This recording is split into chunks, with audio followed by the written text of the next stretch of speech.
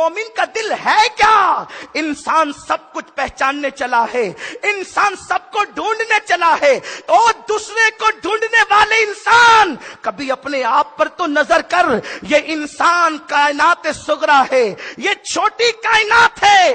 اللہ کی کائنات کو آپ اگر بکھری ہوئی دیکھتے ہیں تو ان میں سمندر کی طغیانی ہے، ان میں دریا کی روانی ہے، ان میں پھولوں کی مہک ہے، کلیوں کی مسکراہٹ ہے، بھوروں کا گنگناہٹ ہے، چڑیوں کی چہک ہے، صبح کی نسیم سحر ہے، راتوں کا شباب ہے، اور اللہ اکبر شفق کا جمال ہے، افق کی سرخی ہے، یہ ساری چیزیں ہیں، آبشار کی نگمگی ہے، یہ اللہ کی بکھری ہوئی کائنات میں ہے۔ لیکن اس کائنات کو اگر اور سمیٹ لے تو اسی کو انسان کہا جا سکتا ہے۔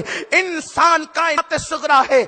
دوسروں پر تحقیق کرنے والے کبھی اپنے آپ پر بھی تو تحقیق کر، انسان تو انسان ہے۔ میرے رسول نے، میرے آقا نے جانوروں کے احترام کا اور ان کے حقوق تک بتائے ہیں۔ میرے پیارے آقا علیہ السلام کے پیارے دیوانوں، یہی وجہ تو ہے صوفیاء کرام نے انسانوں سے محبت کا درس دیا۔ جب تک کہ انسان سے محبت نہیں کر سکتا، اس کے دل میں اللہ کی محبت پیدا نہیں ہو سکتی، اللہ کا پیار پیدا نہیں ہو سکتا۔ میرے پیارے آقا علیہ السلام کے پیارے دیوانوں، انسان کیا ہے؟ انسان کا پورا وجود، کبھی ہاتھ نظر آتا ہے، کبھی پیر، کبھی آنکھ، کبھی زبان، کبھی سر، لیکن ایک چھپا ہوا ہے جسے دل کہتے ہیں، وہ گوشت کا لوتھڑا ہے۔ جہاں تک ابلیس کی نظر نہ پہنچی، ابلیس نے کہا تھا انسان کا پورا وجود تو مجھے سوراخ سے بھرپور نظر آتا ہے، کھانا نہ ملے تو گر جائے، کھانا بہت زیادہ کھائے تو چل نہ سکے، اس میں مجھے کچھ خاص بات نظر نہیں آتی،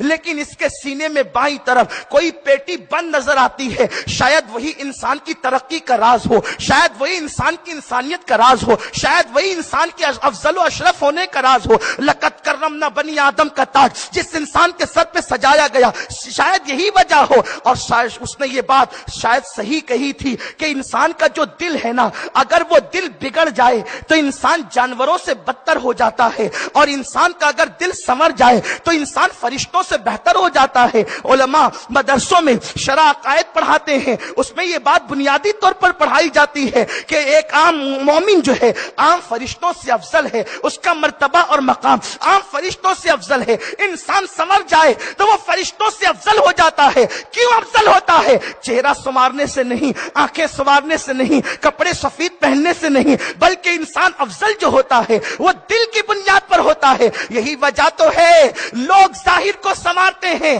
اللہ والے دل کو سنوارتے ہیں، اس لیے کہ وہ جانتے ہیں ان اللہ لا ينظر الى صورکم والى اموالکم ولکن ينظر الى قلوبکم۔ اللہ نہ تمہارے چہرے دیکھتا ہے، نہ تمہارے مال دیکھتا ہے، وہ تو تمہارا دل دیکھتا ہے۔ جسے خدا دیکھتا ہے اسے کب سنوارو گے؟ یہی وجہ تو ہے میرے آقا نے فرمایا کچھ بکھرے ہوئے بال والے ہیں، پراگندہ چہرے والے ہیں، پھٹے پرانے لباس والے ہیں، حال یہ ہے بیمار پڑے تو کوئی عیادت کو نہ جائے، مر جائے تو کوئی جنازہ نہ پڑھے، لیکن ان کی شان یہ ہے وہ جس بات پہ قسم کھا لیتے ہیں اللہ ان کی قسموں کو پورا کر دیتا ہے۔